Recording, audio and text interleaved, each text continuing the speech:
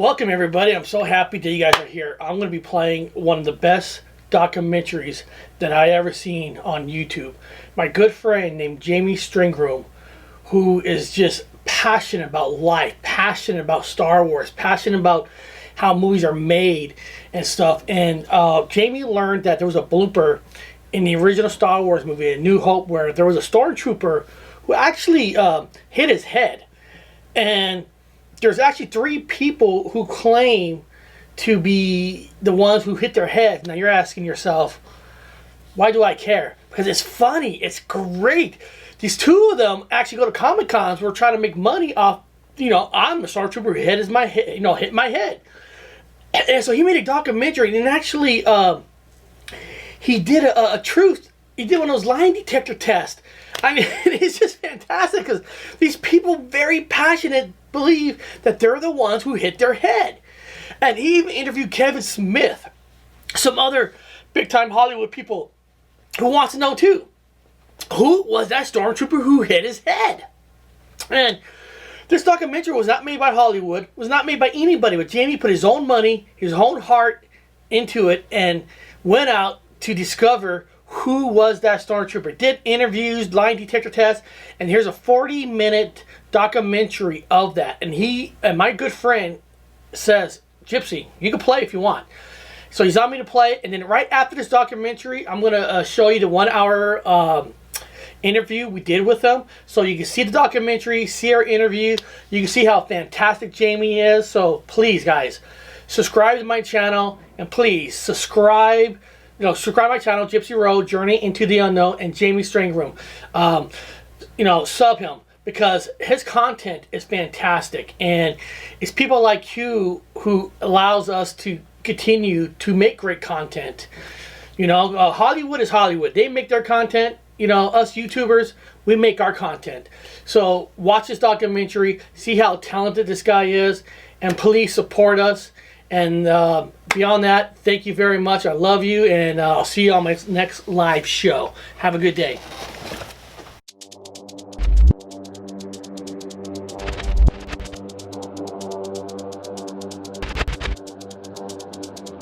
What do we really know about the brain? We know it's pink. We know it's clever.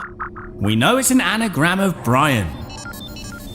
We also know that it doesn't like being hit. So why would anyone lie about it?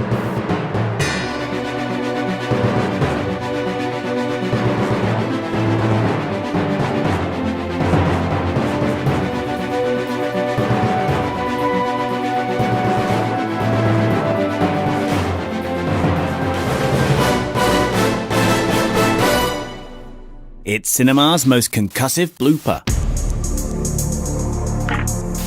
Whether it was in the Bangkok night sky, on a rock in the Albuquerque desert, or on the handle of a petrol pump, it's impossible to forget the first time you laid eyes on that clumsy trooper. The moment I saw the Stormtrooper bump his head, I actually fell to the earth and was in awe. Oh, yeah, he comes in and bam. But basically, the Stormtrooper who bumped his head in the movies definitely was an inspiration to me as to what not to do on set. This man from Manchester, however, believes it to be a fake blooper, a flooper. I'd say to him, everybody thinks that was an accident and that they kind of forgot to cut it out of the film. A blooper, they call it. And he'd say, what's a blooper? And I'd say, I don't know, it's a silly word that's been invented. Well, clearly, it's deliberate because they'd have cut it out otherwise, right? All that money. We know it's happened here, Elstree Studios, north of London, England, Earth, during production of the very first Star Wars film in 1976. But who was responsible for it? Do you know who did it? No. Do you know who did it? Nobody knows, it's a mystery. Oh. I'm Jamie Stangroom, human man, journalist-ish, mostly hair, and I'm on a mission to track down the Stormtrooper that bumped his head. Along the way, I'll discover multiple suspects. Well, I knew there were pretenders, but all I know is it happened to me. Ask this gentleman if he's got photographs on set with his helmet off to prove that he's actually there. I'll speak to witnesses who worked on the film. It was the best take in terms of the speed in which the Stormtroopers came out. And there will be polygraph tests. Polygraph is not saying he's hit. Finally, with the help of a jury, I'll attempt to unmask the true galactic idiot. We're gonna break it down. We're gonna find out, man, who hit their head on that damn door.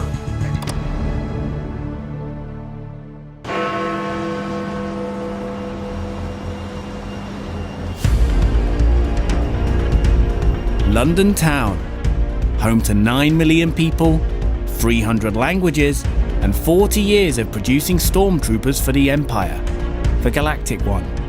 And it's here where my journey starts and eventually ends. To be honest, I barely leave the place. There I am, walking purposefully purely for narrative focus in the great outdoors, before taking my search to the less smug indoors, where I stuck my head in the internet and found an area the size of Ireland, populated by 2 names claiming responsibility: sci-fi convention regular Laurie Good, and this guy, Michael Leader, who had even staked his claim via a vlog. I was a stormtrooper on Star Wars and made my name because I was the one that banged his head and was voted the biggest movie blunder ever. Michael Leader, one of BBC soap opera EastEnders' longest-serving cast members, where for more than 30 years he's played the man who brings the milk, the milkman.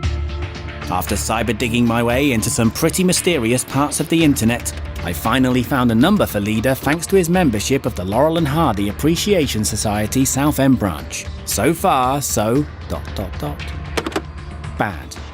So Michael said that EastEnders don't let him do any interviews, and then he hung up. Now, I contacted the BBC press office, who said that's not the case, and they'll let Michael know that they're happy for him to talk to me. But then I get another email saying that Michael just doesn't want to talk. He's literally put a video on YouTube saying it was him. So why won't he talk? I've got a good mind to go vegan. That'll teach him. Laurie, meanwhile, agreed to speak to me faster than Usain Bolt on a skateboard. So I put on something called a tie and went to meet my first suspect.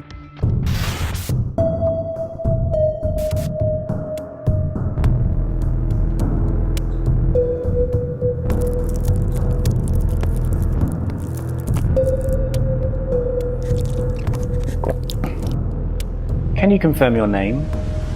Yes, my name is Laurie Good. With credits in Doctor Who and The Hitchhiker's Guide to the Galaxy, Laurie was originally cast in Star Wars to play an alien in the iconic Mos Eisley Cantina scene. I wasn't originally down to play that part as a stormtrooper. Someone called Peter Jukes was.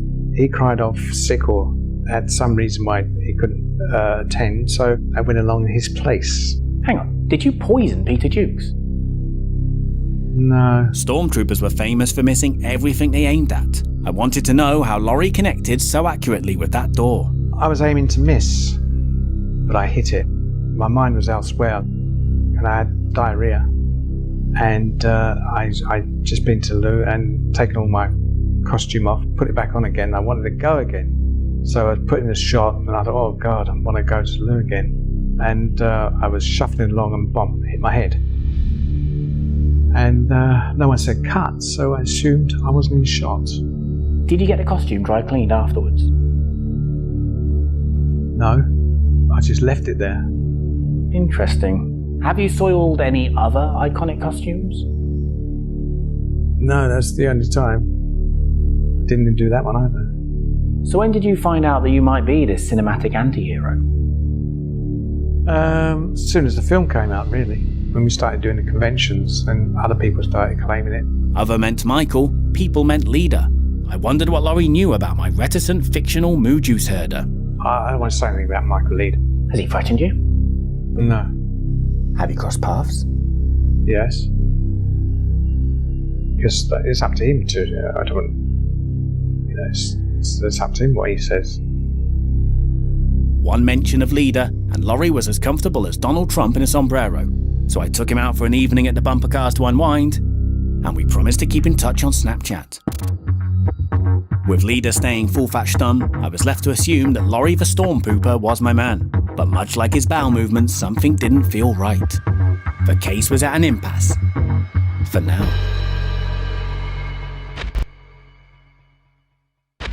"12 months of silence later, and a BBC radio appearance unexpectedly brought another Stormtrooper claim from out of the Death Star woodwork. Jamie Stangroom, who, as he remarked, wasn't born when Star Wars first came out, but is now so keen he's devoted himself to tracking down the less celebrated or even remembered members of the cast. Yeah, I'm after the Stormtrooper that bumped his head. So I got an email from a guy who heard me on the show, and it says, yes, I was a Stormtrooper, and yes, I was the one who managed to bang his head. He adds that he went to drama school with Anthony C-3PO Daniels, and he thinks that the assistant director or floor manager was called Terry or Tony. With best wishes, Martin J. Reed. P.S. It really was me. The OJ trial only had one suspect. I now had 3. But things were about to take a more sinister turn. I got a message from Laurie.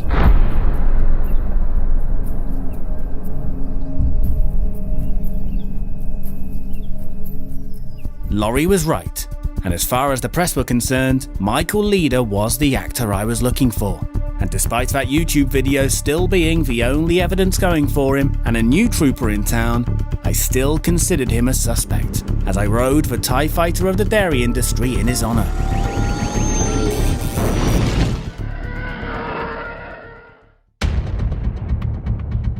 In what could be unfairly dismissed as a series of establishing shots, I left the city behind for the blue skies of Henley-on-Thames to meet my latest suspect. A town that's seen its fair share of famous residents over the years, from George Harrison to Dusty Springfield, both in danger of being outdone by some bloke claiming to be the Stormtrooper that bumped his head. After the news about Leader, I decided to meet Martin in a public place. Can you confirm your name? My name is Martin Reed. He may have performed for the Royal Shakespeare Company, but Martin's biggest claim to fame was playing sea captain and mascot of the Mighty Fish Finger, Captain Mofoing Birdseye. We did several takes. I was astonished that it was kept in. So I obviously on that take didn't stoop enough. Did you hear anybody else at the time claim it was them? Not at the time, no. So when did you realise that this had become famous? Well, not until relatively recently. My daughters, who are quite young, know more about computers than I do, and she found that it had been around the world, this clip. But they knew because I told them the story many times. What was that costume like to put on? Fiddly. As I remember, it was bits, strapped or velcroed or whatever. And once you were in it, you had to stay in it, so you had to make sure you'd been to the loo beforehand. Did you experience any unusual stomach activity on the day? No. Why do you ask? No? None of the diarrhea? No. With no gastrointestinal issues to report, I asked Martin if he had any other contributing factors. Well, there is one thing. I have got an enormous head, a very big bounce. So there was some trouble in getting a helmet to fit. I don't know if they took out some of the inner band, and I think that added to the stooping and ceiling. Measuring in at 25 inches, Martin's bonce was bigger than very big. It was large. So I think even Alec Guinness was impressed. Alec Guinness was impressed by your bonce? Yeah, well, Anthony Daniels introduced me to him very kindly. As the bonce? No, he didn't mention that. Laurie and Michael knew each other, but Martin wasn't familiar with either of his clumsy rivals. Well, I knew there were pretenders, but all I know is it happened to me. Would you say then that Laurie and Michael are talking at Codswallop? I wouldn't call it that. I'd just say they're a bit misled. I left Henley feeling out-poshed and out-Gino'd, yet impressed with Martin's confidence in his claim. But I wondered why, unlike every other Stormtrooper, Ewok and Gonk droid out there, he doesn't do conventions, and there was nothing online connecting him to the film. I didn't know who to believe, and not even Luke Skywalker could help.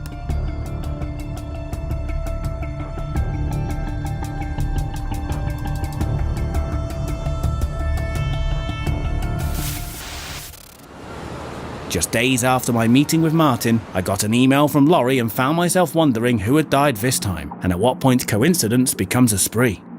Inside there was just a link, which did nothing to quell my sense of dread. Who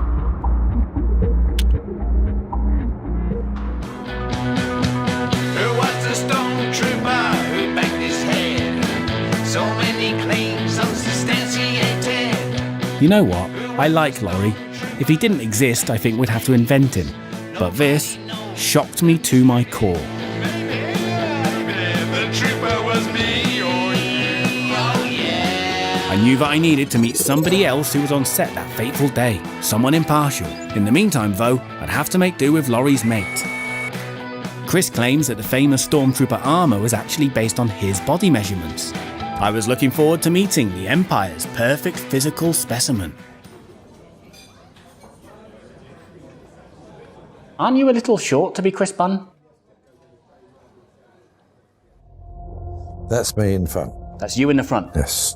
And I'm actually turning around to see what the noise was. Was it that loud then? I thought it was a gun. Really? The guns wasn't supposed to go off behind me until we actually come out into the big chamber. It was time to see what Chris knew about his former colleagues of the Empire. This is Martin Reed. Do you recognise Martin Reed? No. Michael Leader, and was an old friend of mine, yes. Did he work on Star Wars? Yes, he did. Was he a Stormtrooper? He was a Stormtrooper. Was he the Stormtrooper who bumped his head? No. You seem very sure about that. He took the helmet off, and I don't remember Michael Leader being there. Why would someone lie about something like this? Extra publicity, prestige. Laurie Good. Yes. Chris's verdict wasn't that surprising, but it was to then hear him say that he originally thought it was somebody completely different. Who was that person? His name was Richard Sidoney. And why did you think it was him? I don't know, maybe, I don't know. Laurie just told me that it's him, and now I think back on it, it was him. Has Laurie offered you any incentive to verify his story? Royalties from his song, perhaps? No. I know it happened 40-odd years ago, but I'm not sure if Chris really believes it was Laurie or if he's just sticking up for a mate. He says he remembers thinking it was him, but then also says he remembers thinking it was somebody completely different. That somebody was Richard Sidoley, who according to IMDb not only worked on a completely different Star Wars film, but he wasn't even a Stormtrooper. I needed to test Martin and Laurie's claims further, and in a scene too powerful to show, both men agreed to take a polygraph test. But before shizzle gets real, according to a proverb I just made up, if one wants to truly understand a Stormtrooper, then one must become one. And that's exactly what this one was going to do. So I headed to Twickenham to meet industrial designer Andrew Ainsworth, who in 1976 made the natural progression of going from producing canoes to Stormtroopers. Based on designs by Ralph McQuarrie and sculptures from Liz Moore and Brian Muir, Andrew, aka the Clone Father, ended up producing 50 Stormtrooper outfits for the original film, which he still creates and sells commercially to this day. When you see a picture of Stormtroopers on the pavement, that's because that's where we cooled them down and the buses wafted air as they went past them. Right, okay. It soon transpired that Andrew had a confession to make. To some extent, I feel I probably have to take a little bit of responsibility for it. I gave them these nice blister eyes in acrylic that made them look very sinister as well. And they were great. And Lucas liked them, everybody liked them. And the first Stormtroopers were ordered, and the actors couldn't see out of them. They couldn't see where they were going, but the image there was with the blister eyes. So for the extras and the main body of the crew, I replaced the blister eyes with just a sheet of green acetate, filter material. And then they could obviously see where they're going. So basically, it's all his fault. Nevertheless, I took a look around Andrew's workshop, which has acted like a Stormtrooper maternity ward for the last 40 years. So these are the eyes that caused the problems? I thought they were pretty good, but as you say, they did cause a problem. Can I have a look? Can I look through them? It's blurry. It's very blurry. If there was a door Imagine you were there, on Mars. I wouldn't see that door. It's a concussion trap. This is the original mould. This is from 1976? Yeah. But do you still use this original mould to this day? Yeah. Every day we have thousands of them. That's what we sell mainly. How much of the process has changed since 1976? Absolutely nothing. Nothing at all? No. Same material, same formulation, same amount of butadiene in the plastic.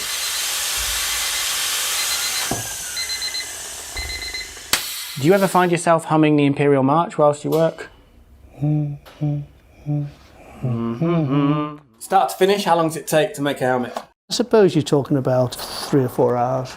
And I think this Stormtrooper as an iconic character is now more recognised in the world than Michelangelo's David. It's a bit presumptuous, but I wouldn't be surprised. That's quite a claim to make, Andrew. I'm very proud of the product. It looks great to me still. Even I chuckle at it every time. I think, well, that was not bad for 2 days. It was time to put myself in my suspect's shoes. And with the help of Andrew's wife, I put on the famous armour that repelled absolutely nothing.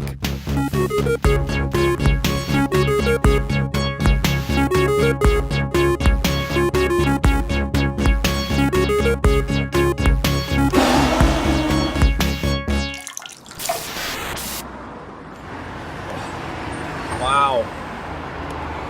So that was my first experience ever in my life dressing up as a Stormtrooper. I've never had so much attention in my life. No one's interested in normal me. So actually seeing through is okay, but looking left, looking right, looking up, looking down, not so okay. Moving around is awkward, but I imagine maybe you get used to it. You're running through that corridor and you're meant to duck for a door. That's not easy, because also when you duck, things are digging into your neck, the helmet drops down so the visibility goes there. How's my hair? Whichever type of helmet it was clear how anyone could have bumped their head in that scene. And Chris Bunnard told me that there was pretty much no audition process or training for the original actors. So to find out what's changed since, I spoke to some First Order Stormtroopers from 2015's The Force Awakens. We had to go through boot camp. We had military training. Stormtrooper boot camp. There was an ex-military guy who trained us and put us through the motions. They test your flexibility, your mobility. Stage combat, a little bit of hand-to-hand combat. A few people dislocated arms and stuff and had lots of issues and never came back. Did you at any point try and maybe bump your head on purpose to sort of elevate your Stormtrooper fame? No. I didn't bump my head, no. You didn't bump your head? If I did, maybe it would have made a movie, eh? Those helmets limit your vision, so you got to look where you're going. But I'm never wearing one of those again, by the way. How did you relieve yourself? In general, you can do a number one, but if you're destined to go, you won't make it in time. Did you have an accident? No, not me. But number two, forget it. It's not happening. I'll ask again. Did you have an accident? No, I didn't. I used to think this day would never come. But today I'll be hooking up two old men's brains to some electronic equipment. I'll admit I'm a bit surprised, but science must prevail. So I hit the highway to detect some lies.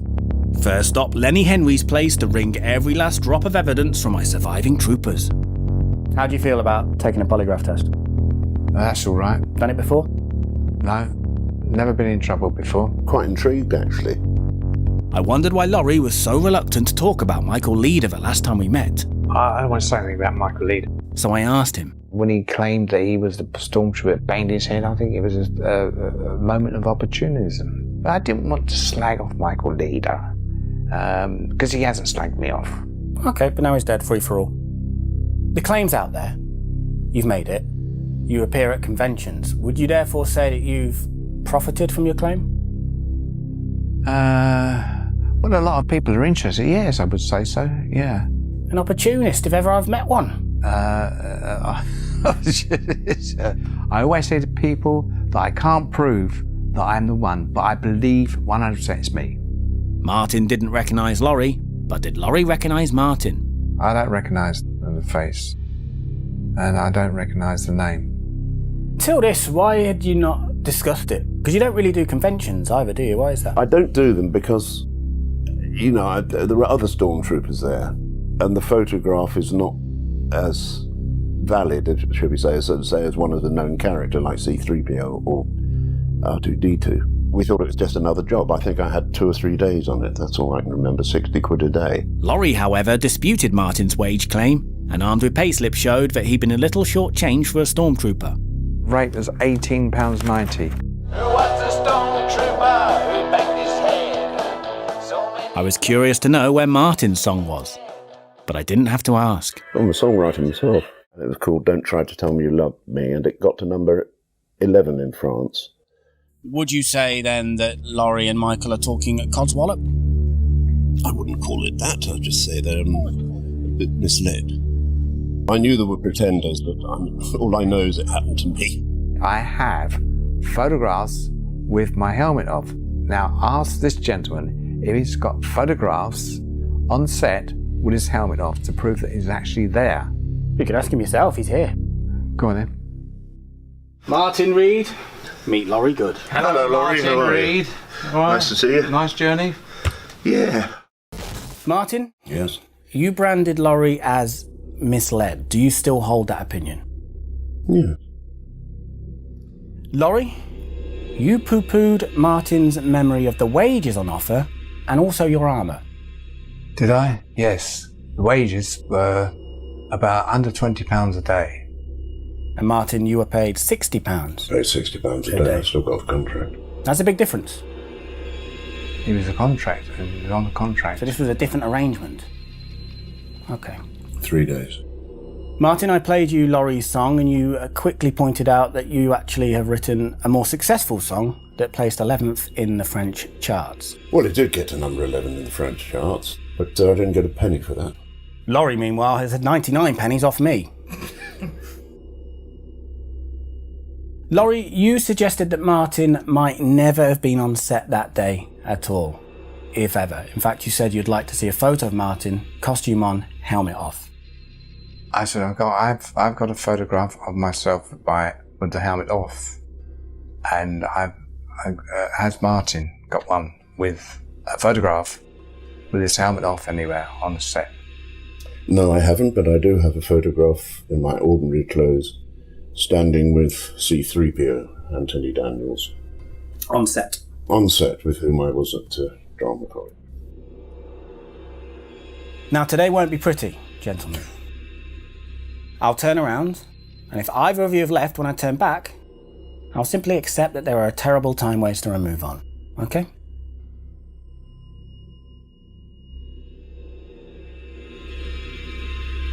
The atmosphere in the room was hanging heavy, like a big smell.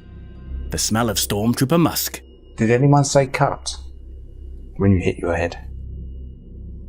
No, we just finished it, and there was much laughter when I banged my head and said it again.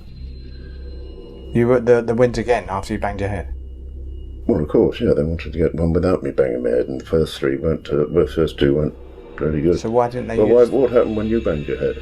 That was the last shot. They didn't do any more shots after and that. Nobody said anything about it? No one said anything about it. Well, that's very odd. So I thought it wasn't wide enough for me to be in frame. Anything else, gentlemen? No. I don't think so.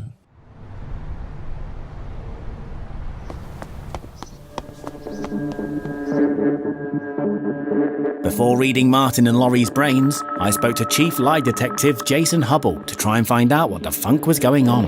Today we're going to be running something called a directed lie test. We're asking you to lie on a known question, okay, on a known lie, and we are comparing that to the relevant question on whether you were the stormtrooper who hit his head in that scene. I'm testing your blood pressure, I'm testing your breathing, sweat gland activity, I'm testing your blood flow. So why am I sitting on a mat? What does the bomb tell you? The mat is a movement sensor. Well done. The mat is there to make sure that you're not cheating. Okay? Yeah, we don't actually take any results from that. It's there for me to make sure that you're not doing anything that you shouldn't be doing. So I'm just going to warn you, Laurie's bum gets busy. Okay.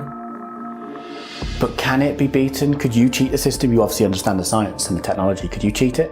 No. Really? No, I've tried. You have to have a sense of jeopardy. You have to have a sense of loss to polygraph someone. It's not a pub trick. The test involves 3 rounds of pre-agreed questions that our suspects answer with a mix of truth and lies to give a baseline reading of their body's reactions. Are the lights on in this room? Yes. In your whole life, have you ever made a mistake? No. And at the end of each round, the quizmaster fires the all-important question. Were you the stormtrooper who hit his head in the photo shown? Yes. Were you the stormtrooper who hit his head in the photo shown? Yes. 3 rounds later, and it was time to open the envelope of truth. Martin, I can reveal that you're not my father. And you also passed the polygraph test. Congratulations, Martin. How does that feel? I feel vindicated. Told me adamantly, I know this is me. And passed his polygraph test. Next came Laurie. How did it go? I'm intrigued. Well, I can tell you that Martin Reed passed his test. Did he? He passed his test. Yeah. Are you surprised by that? Yes. Laurie Good, I can reveal that you failed the polygraph test. Really? You failed the polygraph test. I'm really sorry. Something's gone wrong there. Deceptive, 99.21%. Polygraph is not saying it's him. Do you still 100% believe that you were the I believe Stormtrooper? it's me. I believe I'm Stormtrooper in my head, yes. Do you think the environment got to you a little bit? I think so, yeah. And it's an important thing for me, you see, because Martin hasn't done conventions, I've done conventions, and I suppose I had too much importance in it in myself, thinking about the result, really. And Martin, what's his name, Reed? Martin Reed. Has passed? Yes. Okay. Thank you very much.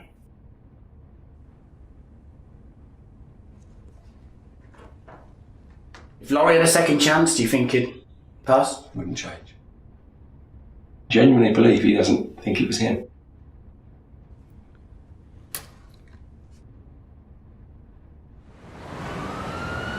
Giving Laurie that result last night was probably the hardest thing I've done in my career. He really wants this. He sent me a message this morning, nobody's died, but he did want to say that he's on medication that he thinks might have impacted the result of his test. Now, he doesn't want me to say what it is on camera, but the examiners have denied that it can affect the result of a polygraph. So yesterday clearly goes in Martin's favour, but I'm really not sure how conclusive these tests are. To have any chance of solving this geeky mystery, I needed to find somebody neutral who worked on that scene. So I headed to London Film and Comic Con, where I managed to bag myself some time with George Lucas's former right-hand man, legendary producer Gary Kurtz. The Stormtrooper hit its head, and we did another take after that, but in the end, in the editing room, we decided to go ahead and use it. That either no one would notice, or if they did notice, it would just be one of those minor things that people talked about. It was the best take in terms of the speed in which the Stormtroopers came out, and energy-wise, it definitely was the best. There's no question about that. Sometimes you use those takes where you might have minor imperfections, but emotionally or energetically, they work best. So you were aware it happened at the time? Yeah, we were. For me, at least, this was breaking news. Seeing as George Lucas only added the sound effect in a 2004 DVD re-release, I always assumed the bump went unnoticed at the time. Talked about redoing it and decided, number one, we didn't have enough time, and number two, didn't think it was that critical. Did you ever think it would become this famous? No. There were a certain group of extras that were used for Stormtroopers regularly, so they were on call when we needed Stormtroopers. Most of the days we might have 6 or 8 of them, and there were certain days, like in the big hangar bay sequences, when we'd have 40 or 50. But on most days there were never more than 6 or 8 that could be used in various scenes, and we tended to call back the same people. So I think I recognize, after all this time, all of the faces. Gary opened his heart, mind and contacts book, and during the next couple of mins, which is short for minutes, you will hear from 2 of his former assistant directors who worked on the scene, which, by the way, Lucas was absent from, so I therefore rejected his kind offer to be interviewed. Time waster. I didn't even know it happened. Really? So when was the first time you heard about it? When you mentioned it. Are you surprised to be having this conversation? I am amazed that anyone's interested in a Stormtrooper hitting his head on a door We were so tight on money on the film and tight on schedule that we would have just done the shot and moved on. I just remember being on the stage that day, and I remember somebody doing it, and, I think the crew gave a laugh after the shot. But it's a vague recollection, but I didn't realise it actually ended up in the movie. It just shows you how closely we watched the movie when it came out. I can't remember how many takes we did. I mean, I think we only ever went around about 4 times, 5 times on a take. Do you recognise any of these names? Martin Reed. I don't recognise Martin Reed's name, no. Laurie Good. I know the name Laurie Good, but I can't put a face to it. Michael Leader. Michael Leader I knew very well. But could you pinpoint the incident to him, therefore? No, I couldn't pinpoint it to any of them. After investigating for years, months, and countless consecutive and non-consecutive days, No. never seen him. This is what I've learned about my suspects. First up, Michael Leader, the man who wouldn't talk. He's widely recognised as being a stormtrooper by the crew, credited by the press as being the one who bumped his head. And a psychic medium even told me it was him. But then he did hang up on me. I guess who could blame him? But if it really was him, then why didn't he want to talk? Laurie Good, the Stormtrooper. Chris Bunn thinks it was Laurie. Rebel soldier actor Mark Kirby also told me that he thinks it was him. He's written a song, shown me payslips, has photos on set, and is a regular at conventions. But could that be an ulterior motive? He also massively failed the polygraph test. Martin Reed and his big bonce. He passed his polygraph test. In 1976 at least, he was taller than Laurie at 6 foot. He's still got it in the head department. But there's nothing online connecting him to the film, and he also couldn't provide any payslips, photographs, contracts, etc. Having worn the outfit myself, I think it's fair to say that they all probably bumped their head at some point. But it's time to decide which one did it in that scene.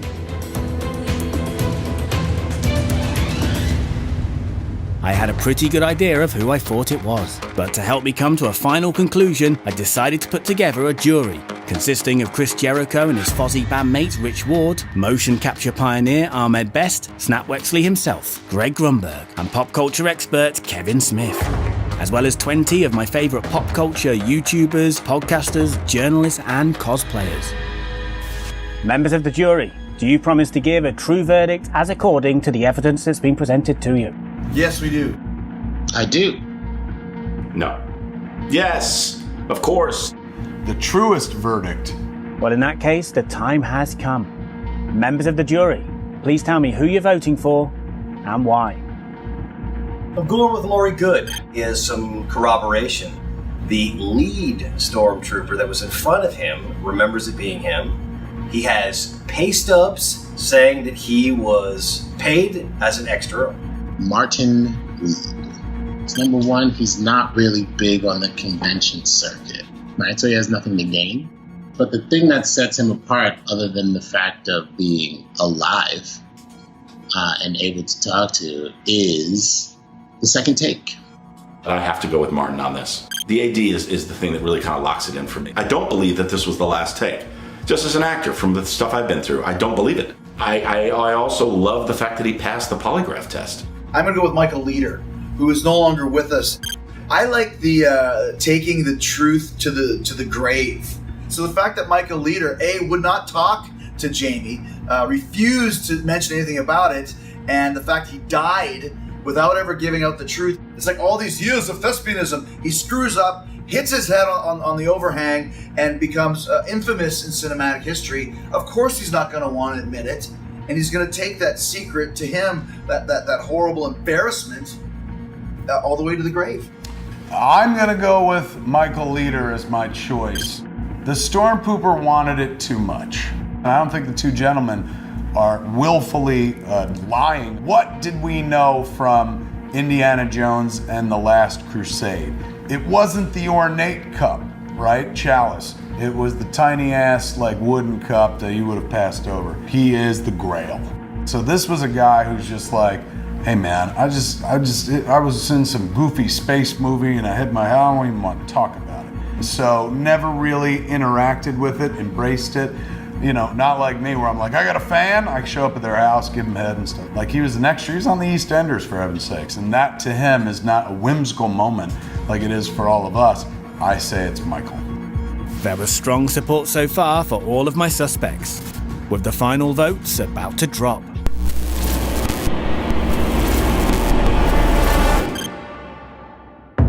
The jury swayed towards the retired sea captain from Henley, and whilst I took all of the arguments on board, the result confirmed my belief that Martin is the trooper I've been looking for. Here's why. It was difficult for me to really believe it could be Michael, as I didn't get to speak to him properly, and I don't take rejection very well. But to be honest, I never completely ruled him out. For a long time I believed it was Laurie. He definitely wants it the most. And the polygraph result, that didn't really bother me too much. It was when I spoke to Gary and the crew members, that's when I started to turn to the Martin side.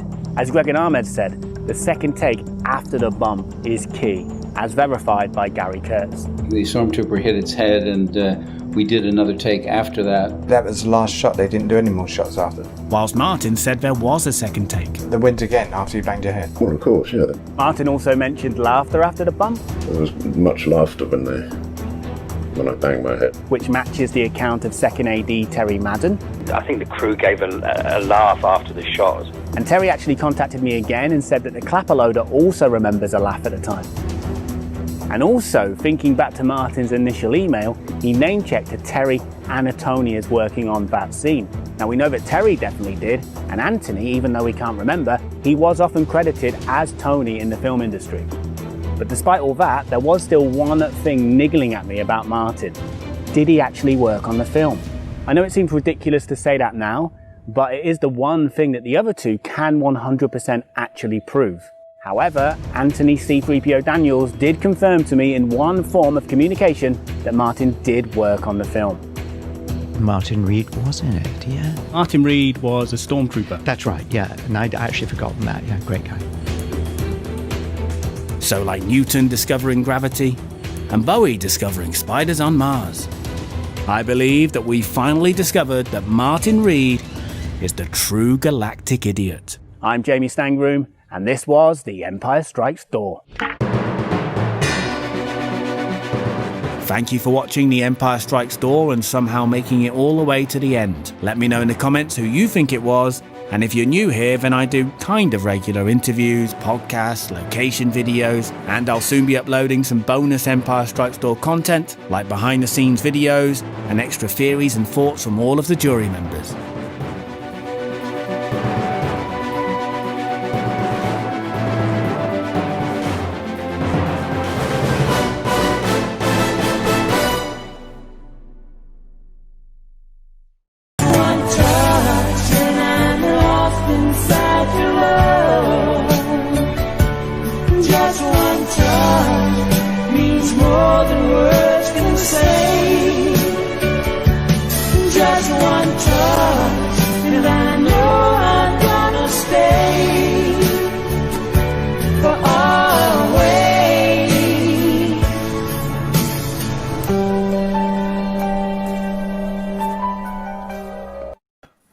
Well, welcome everybody. Welcome to the best second show on the whole wide world on the YouTube.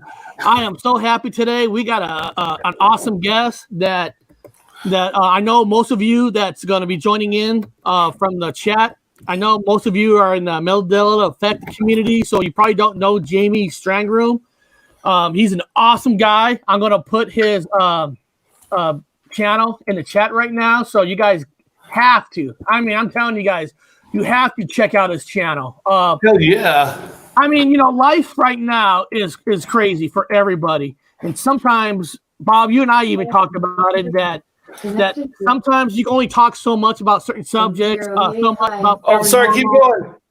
And you need that outlet. And Jamie's channel is that outlet. He's got some fantastic content. This guy, he has interviewed people like Greg Grum, Ahmed Best. Ahmed Best is the guy who played Jar Jar Binks. Alec Guinness's granddaughter. I mean, Anthony Daniels, Bob Gale, which in the Mandela Effect community knows Anthony Daniels very well. You guys know Bob Gale, who produced Back to the Future, which a lot of people relate Back to the Future with 9/11 stuff, which if that's true or not, I'm not here to say. He actually interviewed Perry Mayhew, who played Chewbacca, who passed away last year. And one of my favorites, Billy D. Williams, Lando. And also, Jamie, sometimes you and one of my favorite guys, most people don't know, is Ken Zabza. I can't say his last name that well. Ken. Yeah. So how are you, Jamie? How is Australia? How's Australia doing with the COVID-19? I'm in the UK, but Australia's doing all right, I think. Oh, you're in the UK along with Bob. Cool. Yeah, we're on similar time zones. Yeah, I guess. I've been trying to tell Eric that forever. I go, Eric, he's not Australian, dude. He's freaking British. British, man. I'm British. Do I have to go a bit Ali G to prove it? No. I mean, I've been to Australia, but my accent's really weird. Like you'll know, you're in Manchester where they've got a very strong accent, but I don't have a strong accent because I come from the middle of England, near a little city called Coventry. I moved to London 12 years ago, and London is 300 languages in one city, 9 million people. It's everything accent wise. So Coventry is like a weird place to begin with, like for many reasons, but accent wise, like England's a small country, but we have so many accents. It's ridiculous. Yeah. And Coventry is like 10-minute drive from Birmingham, which is Ozzy Osbourne accent territory. It's like regularly voted as the least attractive accent in England. But I like to think I don't sound like a Brummie. By the way, Brummies are great. I like Brummies really, and the accent's okay. Imagine Peaky Blinders. Have you seen Peaky Blinders? Yeah, I have. That's the watered down international version of the Brummie accent. So I should speak like that. I'm 10 minutes from there, but in Coventry we don't. We just have this plain old thing going on. But sometimes there's a twang, and I've had Australian thrown at me before. It's not the first time, and I'm not offended, Eric. It's okay. Don't get it. Nobody gets offended by me, so you're good to go. So man, so Bob was telling me, like, here I thought United States, I thought we were bad with the COVID-19. Bob was telling me that you guys can't even go to a fast food place drive-thru to get food. I mean, here in the United States, I don't know about all the states, but here in Washington, all the drive-thrus are open for food. You can even still go to some department stores. Not everything is like fully shut down. Bob was telling me you guys can't even get McDonald's down there. I think McDonald's is closed, yeah. But I mean, there are. Obviously, your supermarkets are open. Your smaller shops that sell the essentials are open. But yeah, your shopping centres, your malls aren't open. I think more fast food places are opening up, or at least restaurants are reopening, but only for takeaways, if you like, for takeouts. So the thing is, though, we keep calling it a lockdown, but we're not really in an official lockdown. We're not like Italy, although now they're loosening, where they were actually told, no, you cannot go outside, not even to exercise. We're actually allowed out quite freely. And we haven't got, many police checks going on. It's a strange thing. We're calling it a lockdown, but really, compared to what Spain had and what Italy had, we ain't in no lockdown. It's actually pretty chill. But yeah, there's no McDonald's, which I realize is quite difficult to deal with. Yeah. I mean, the only thing you can't do is go to a sports game or a sports event. Yeah. There's no movie theaters open. But if you still want food, you just got to take it home. So, I mean, it's... Yeah, you got to queue for it longer, haven't you? Yeah, so if this is considered a total lockdown, it's not really technically that bad. I know my wife enjoys it because she gets to work from home. Yeah. She actually gets more sleep. We end up with a puppy over the weekend. So in a lot of ways, it's not as bad as people make it sound like it is. I like it. But then, there's things about it that aren't that bad, because you always know that for some people the situation is far, far worse, of course. Yeah. But also we were a bit like the States as well. We've our leadership has handled this very similar to your leadership. And we entered our so-called lockdown pretty slowly, and we've now got the second highest death rate in the world, the highest in Europe, and we're number 2 to your number 1, and this is not something to be proud of course. I know. Our leadership is like you got two leaderships. You got Donald Trump in one corner. You got the governors in one other corner, and they all don't like each other. So it's like, and then here you are, right? Here you are. You put it on CNN News, and here's a commercial. Have you killed somebody today? It's like, Jesus Christ, come on, man. But I think that's the problem with this. I mean, there's many problems with this situation. And one thing that sort of has to, and maybe this is something you only learn as you go along, because personally, I've never experienced anything like this. And I don't, unless you were alive during World War II, nobody has, I guess. But like, surely a situation like this, you've got to put your differences behind politically and just all work together, because I mean, I vote for Labour here in the UK, and actually they've just got a new leader called Keir Starmer, and I think they're the official opposition, if you like. They're the number 2 party at the moment, but they've not been too, I mean, don't get me wrong, they're going to attack when the time's right. They are going to attack the government for this S show that has occurred. But like at the moment, they're being quite sort of like, we're going to try and work with you. We're going to, we're not going to attack you too much. We're going to gently say where we think you should be with this, but this is not the time for fighting and arguing. This is the time for action, and speed has cost lives. Yeah, it does. The lack of it. I remember a year ago, Bob was flying back from the UK, and I remember when Bob got here, we were like going to YouTube, and I was like, Bob, like, what do you want to watch? I go, hey, let me show you this guy, Jamie. Yeah. I go, he made this documentary. It was awesome. About a stormtrooper who knocked his head, and he actually went to find, he made videos on trying to find the guy who claims who hit his head, and you actually had lie detector tests. Everything. It was serious, man. It was like fucking, I mean, it is serious. You took it serious. You did it 100%. Now, I went to school for archaeology. And so you did the research. Everything to the fucking T, to the dot in the fucking I's, man. I was like intrigued. Which one? I don't even saying shit. It's just shit. Which one fucking did it? Now they're all claiming it, and this one guy I giving it away. You guys have got to, those in the sidebar got to fucking watch this movie. One guy is like the number 1 pick, but then these other 2 guys are obscure, and you just keep it going, man. You just like, it's like cliffhanger all the way to the end. Oh, thanks, man. The fucking script. You can't just shut it off and go take a piss. You want to know who's the right guy. Who's the guy?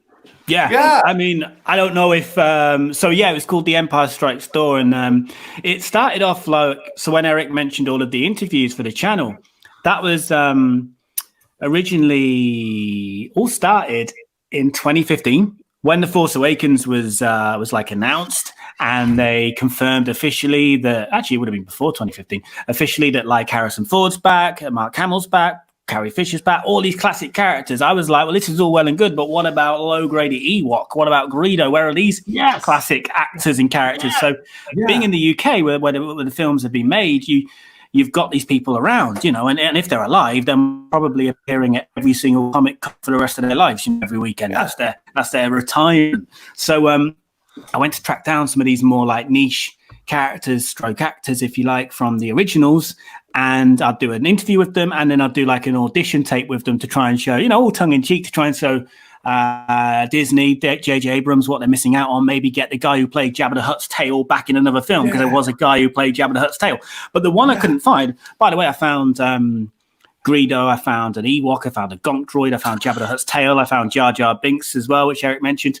But the one I couldn't find, who I wanted to find, was the Stormtrooper who bumped his head in that original Star Wars, the most iconic blooper probably in movie history. And the reason I couldn't find him was because, as you mentioned, Bob, there's a number of people that claim to be this Stormtrooper, which is kind of, when you think about it, that's obvious in a way, because they're all in these helmets, and Luke Skywalker says himself, you can't see a thing in these helmets, and everybody would have been bumping their heads at some point on that set. But who did it in that scene, in that moment? Who is the true galactic idiot? So it was meant to be a 5-10 minute interview with, there he is, there's the guy, we'll chat to him. But then more people appeared, and it, without, organically grew into what you saw, into this documentary, into a full-on investigation. Yeah, it's real. You're like concerned. You're being the fucking concerned researcher. You're like, I mean, it's not fake. Now, people out there thinking, archaeology, you're looking, this is the same kind of thing. It's like a lifetime, and he's really looking for the guy, and he's like, you're like being serious, like, we got a dilemma here. We've got more than one, and so now you're having to do you're bringing out the fucking, all the fucking, you got the lie detector test. Yeah, I mean, like, I was, don't get me wrong, like, I think, I was having fun, but like, obviously, I'm being quite deadpan with it because the actors who claim it was them, they've taken it very seriously. Yeah, I meant to be, and you can get that because, like, I mean, let's not give away who. So we decide, we can't prove 100% who it was. We decide who we think it was, and that's basically using a combination of the lie detector results, various interviews I did with like witnesses, if you like, so other extras who were on set at the time, Gary Kurtz, who produced the film. Also, I got a jury involved who looked at all of this evidence and voted, basically. And on the jury was Kevin Smith, Greg Grunberg, Ahmed Best, who you mentioned earlier, Jar Jar actor, and lots more. And yeah, basically one gets, quite conclusive votes. And even then there was a few niggling doubts in my mind about, was it really him? But then Anthony Daniels came in and he confirmed something that's quite important that the guy said earlier on. But I've probably given him too many clues as to, you'll probably work it out now in the first 10 minutes who it is. But yeah, like I didn't know going through it. And to be honest, do I still really 100% know? Of course not. Unless George Lucas or somebody got hold of that archive, the rushes from that day's filming and really worked it all out with the paperwork. But I think, you watch it and hopefully it's entertaining. You learn some things. You learn how the costumes were made. You learn why they kept that blooper in the film. Gary Kurtz talks about the editing process, and obviously it's meant to be a bit ridiculous and over the top and pointless. But hopefully, it was true. Life is pointless in a way, isn't it? How nobody can see out of it and how awkward it is to be in the uniforms. I mean, I wore one in it to get an idea of how difficult it was, and it's not just the eyesight, especially when you're doing an action scene, because you're running and the helmet's going up and down, so obviously your vision's being obscured then. But things are like digging into you, like it's like I can't remember how many pieces make up the overall outfit, but at least 15, I'd say. And it's digging into you. It's hard work, man. I'd do it. Can I have permission to play one of your teaser of that show? It's a 1 minute, 30-second teaser. Can I show it? Of course, yeah. Thank you. So people kind of know what we're talking about. To kind of see your work. So let me pull it up here because I have it ready. Like I said, it's only 1 minute and 37 seconds. It's great.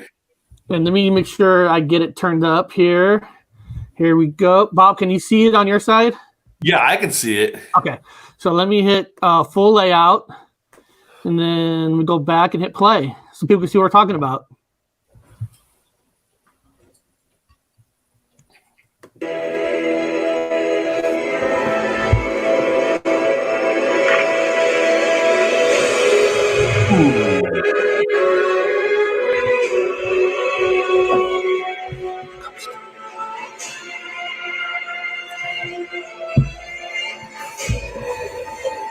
Who hit their head on that damn?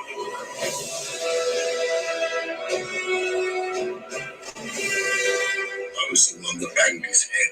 Oh, I knew there were pretenders, but all I know is it happened to me. Ask this gentleman if he's got photographs to prove that he's actually there. You can ask him yourself, he's here.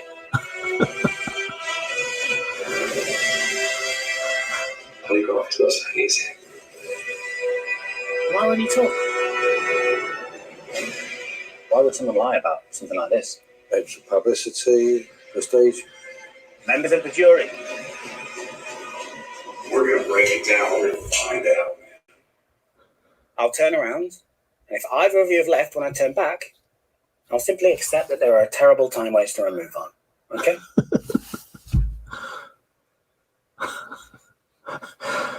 And they really think it's them.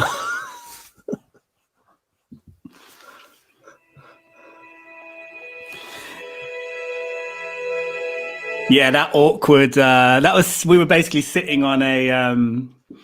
I had like not much money to make this, and we.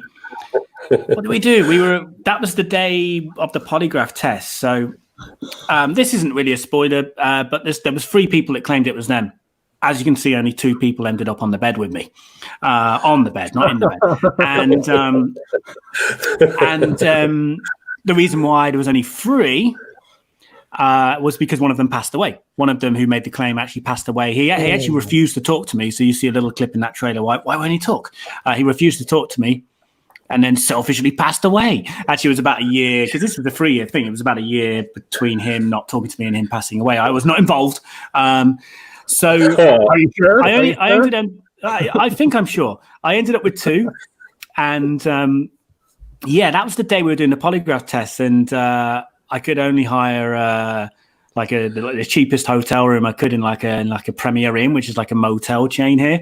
And I couldn't hire 2 rooms to sort of keep one in while I interviewed the others. I just got them both in together, and they didn't know that was going to happen. And I think if they did know that was going to happen, they probably wouldn't have done it. Actually, I think one of them would agree to it, and I'm not going to say who. One of them wouldn't have. I really enjoyed. I mean, I respected them, and there is a moment in this where the record scratch moment where playtime's over, where actually this is starting to hurt someone's feelings, and Then I stop with the kind of thriving on the awkwardness of the whole thing. But they of course were taking it very seriously. Yeah. But one of them was he's making a career out of it. So, but if you've got other people claiming it, you have to have that. I mean, it was like, oh my God, one of them's making a career out of it. This is really getting into an area of, like you said, I was getting like nervous. This was no joke. This was turning into it was funny. At the same time, it had you locked because this was for reals. And so these guys are wholeheartedly claiming it, and this is to their grandchildren, to their family, their pride. One of them's making money off of it. So it was getting right. The common kind of circuits. Yep, doing autographs. Signing that actual freeze frame of the head bump. But then I have to say as well, and I actually don't think I say this clearly enough in the doc when I sort of give my own kind of feelings at the end. I do have to say, I don't think it's fun to say you're a liar, you failed at the test, you're a liar. It's fun to say that, but and you talk about the Mandela effect and what have you, but these guys do genuinely believe it happened to them. And I don't think they're making that up. I think they genuinely believe it. And now the question is, did they all bump their head on different days, in different scenes? Why would you know that scene was that? 'Cause it all looked the same. Or were they told it was them, and then they've just sort of believed it over time, and, the reputation stuck, and they've just accepted it. I don't think any of them, the 3 of them, even the dead one, I don't think any of them willfully lied here. I believe that they believe it was them. And Kevin Smith says that in the doc as well. That's what I got out of it. Yeah. They believed it. I mean, and like you said, in all reality, because you demonstrated the uniform and how awkward it was. We keep talking about that, how awkward it is and how you can't see shit. And on them, 100%, I think these guys all bumped something. And they just thought that they were the iconic one because we can't tell. They don't know if they were the one or not on what scene. Although the scenes, maybe they're making it up about the scene, but they've all bumped themselves. I'm sure everybody has bumped themselves with a uniform. Probably not just them. So to give it to the mass of anybody wearing those things, if you give the whole how they're made, how they're put on. I mean, everything. You gave all the context for the viewer to make his own decision based off all the evidence and even wearing them and how you would feel if you had them on. Yeah, so and I'm glad you. Sorry. Oh no, so you don't feel overly bad. I don't feel bad because you gave that information too. That's valuable information to see how they could have made a mistake or they could have been the one. So there's nobody wrong in the way you laid it out. No, I'm glad you said that as well because I also didn't want to.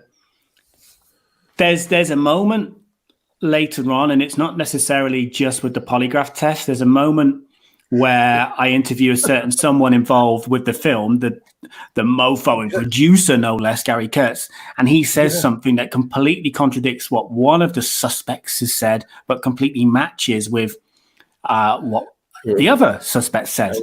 And that could be a moment where you're like, in the voiceover, if you like, bingo, we've got our man. But I didn't want to do that because I still had a little bit more of the story to tell and go to the jury members that I mentioned.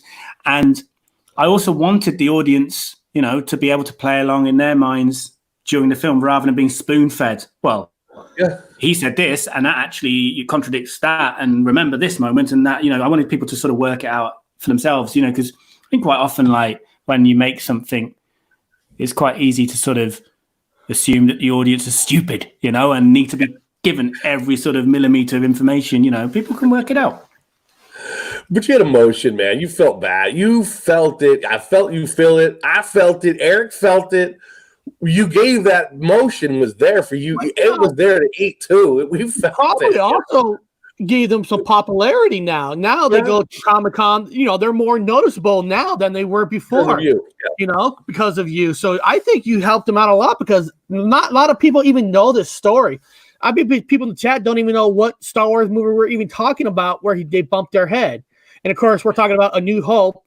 And, when the beginning scene with Darth Vader, they land to capture Leia's ship.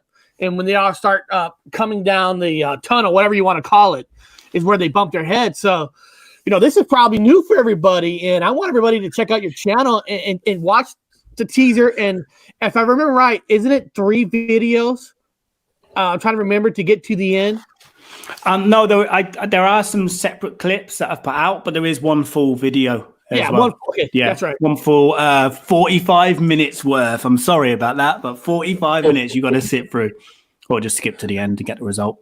It's good though. Oh no, but it is worth it, and not just Star Wars. I mean, I loved your Stranger Things video where you try to find a town that you're trying to base the town on, and you did some not conspiracy stuff, but where they filmed it, and there's some you gave some little history of some stuff that has really happened in a building with Stranger Things. And I don't want to tell people what it is. I want them to go to your channel and watch it. But you have this way of not just interviewing people, that you have your own personality, And I love the way you joke around a little bit and have fun. Kind of like when you're interviewing Bob Gale. And I'm not saying you believe anything about Mandela Effect conspiracies at all, but I love that you slipped in about like the 9/11 stuff that's in your movie, trying to see what he says, even though you might believe that in or not. But I love how you just slip that in, and it's just fun. You have fun with it, and that's what I appreciate about what you do. Thank you. I think things like slipping in with like the 9/11 conspiracy theory with Back to the Future, perhaps predicting it, slipping that in. I think also that comes from actually being a fan of these things as well, because if you're just a sort of hired gob on a stick reporter, journalist or whatever, just doing a job, if you like, you're told to go and run on this story, you're not necessarily into Star Wars, so you're just sort of doing the basic thing, which is good for a general audience, of course. But my audience, obviously, I don't need to say who Bob Gale is, I don't need to say who Peter Mayhew is or whatever. They know. I think sometimes I'm out of my depth. I make no secret of this. I've only done 1 season of Clone Wars. I've never seen Rebels. I don't really read the Star Wars books, if you like. So I'm kind of like, those films are my storyline, if you like. That's my canon. That's what I know. So I'm sometimes out of my depth, but then again, I am a fan of these things. So I'm interested in what fans are interested in. So I am actually really interested in, I don't necessarily believe them, but I'm interested, and we can have fun with them too. I'm interested in fan theories. So Ahmed Best, who is Jar Jar, he has had the Darth Jar Jar fan theory, which blew up on Reddit a few years ago. And that theory is actually okay. Bob Gale with the 9/11 thing dismissed it straight off the bat, but it was sort of fun to talk to him about it. And Ahmed, though, on the other hand, that's made no difference to Bob Gale's life. But Ahmed, I chat to Ahmed quite regularly for the channel, and he's over 5 years now warmed more and more back towards Star Wars and the fandom, because he was put through a lot of hell, if you like, with backlash. He almost committed suicide. Yeah, he almost committed suicide. You know, and I hate when people say, did Disney or everybody like screwing up Star Wars? And I told Bob this before. It was the fans who forced George Lucas to sell. I mean, the backlash that man got for the prequel was just uncalled for. I mean, even critics were bashing the prequels, and Ahmed, who played Jar Jar, got so much bad press. And he wasn't the one who wrote the script. Fine. You know, he was just doing his job. And what that man had to go through, and even the actress who played Padme, I can't remember her name. I'm sorry. Natalie Portman. For a long time, she could not get a gig because of the prequels, because of the bash that she got, not from movie makers, from the fans themselves. So when every time people say Disney's ruined Star Wars, George Lucas should have kept it. Well, you forced him to sell it. He lost his love to make Star Wars. You fans themselves. And then I hate some of these critics now talk about how fans did this, when then themselves, if you go back and research some of these movie critics, they were bashing them too. I know I'm not going to name any critic, but one critic says it was an embarrassment that she played Padme. How can this girl even act like that? You know, it was just uncalled for, in my opinion. Yeah, I agree. No, I agree. George Lucas probably did just think this is too much hassle. I ain't doing any more of this. But with Ahmed, like I said, he has sort of he's returning to Star Wars, because the kids that grew up with Jar Jar liked Jar Jar, and now they're the grown-ups. But he actually said in the most recent chat that the Darth Jar Jar theory did contribute to him sort of feeling the love again for Star Wars, because he actually said himself, the person who came up with the Darth Jar Jar theory probably is a Jar Jar hater, you know, but he wanted to find a deeper meaning for this character. He wanted to try and understand this character that he didn't get, that he didn't like, you know. And Ahmed's quite a sort of deep guy, and he's kind of found a lot of positives in that. And yeah, the crazy Darth Jar Jar theory has helped him, you know, find peace with the situation. So I like fan theories, and actually one thing I'd like to do on the channel one day is do a little series like where sort of go, you know, within or deep within the fan theory, because interviews is what I do really, and I would like to interview some of the authors of these theories. So the guy who came up with the Darth Jar Jar theory, the guy who came up with the 9/11 Back to the Future prediction theory as well. I'd like to, you know, within pop culture realms, I'd like to talk to some of these people. You should, dude. Oh, yeah. I'd watch that. Yeah, please. We're starving for fucking entertainment, man. I mean, it sucks. It's bad out there. I mean, you got Netflix. I just want to throw up. I'm sorry. I just like maybe Stranger Things. I can go as far as that. That was because it has like a little. Have you tried Ozark on Netflix? Ozark? No, I just saw that the other day. What the hell? I'm thinking of the mountains. Is Ozark good? It's great. Yeah, I mean, I know nothing about Ozark and the lakes and all that. I don't know anything about the geography of the place in reality, but the series is, I really enjoyed it. I think it's 3 seasons now. The latest one came out not too long ago. First season. I haven't gotten back to watch the second season yet. I know they're on the third one, but the first season was pretty good. You know, there's death, and he had to go to a small town, and starting up his business, making money. I don't want to spoil it if nobody's seen it, but it wasn't bad. Forgot that actor's name who played it. He's a really Matthew Bateman. Yes. Yes, Matthew Bateman. It's a really good show. But I mean, there's some good shows. Like right now, I'm watching The Last Kingdom. I enjoy the hell out of The Last Kingdom. Bob, The Last Kingdom is like a second version of like Games of Thrones on a smaller scale. Okay. On a smaller scale. Man, they're on the fourth season, and I'm really enjoying it. So there's some good stuff or not. Better Call Saul. If you like Better Call Saul as well, that last season was pretty darn good, if you ask me. Anyway, but Jason Bateman. That's Jason Bateman. Yeah, sorry, Matthew Bateman. Jason's brother Matthew. Yeah, I watched what's that? Retreat, Couples Retreat last night. I watched that. Couples Retreat was pretty crazy. I've been living out of my freaking external hard drive. I've been watching all the old movies. I've been going back to even Cheech and Chong's. I'm going back to Cheech and Chong, man. I'm going way back now. I'm going back to the 70s. Yeah, I've been watching Kurosawa movies, man. I'm like getting back to the old stuff. Just like, then moving my way forward like the Seven Samurai, and then moving my way up to the spaghetti westerns again. I'm going. It's good to have a break. I'm not saying that all the shows are bad. I'm just saying it's okay to be bad because you got the young people getting into the new stuff. I can go back and re up with my old favorites. Like the old Kurosawa movie. Yeah, just like I just like watched The Last Starfighter from the 80s. Yeah, even though those graphics are horrible, I watched the 1986 Trick or Treat.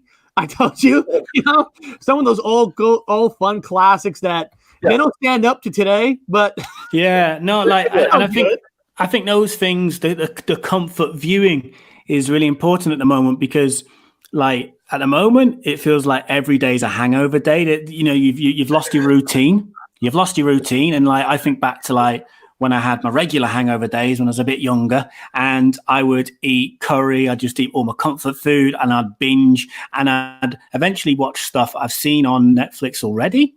But I'm going to watch it again, like maybe Breaking Bad, because I don't want to engage myself too much. I'm brain dead right now. And if I fall asleep, it's fine, And right now, because we've got no routine, I don't know about you, but I'm finding it difficult to sleep normally. I am putting old stuff on because if I fall asleep, I know what happens anyway. It's all right. I'll wake up and I won't be, Well, last week I watched Maximum Overdrive. And then we created a show for Friday called The Matrix Overdrive. We got somebody on The Matrix, and we start twisting the movie where what if it's really a Matrix that wasn't really a comet that brought machines back to life? So it's fun to use some of the stuff and even create a show on it.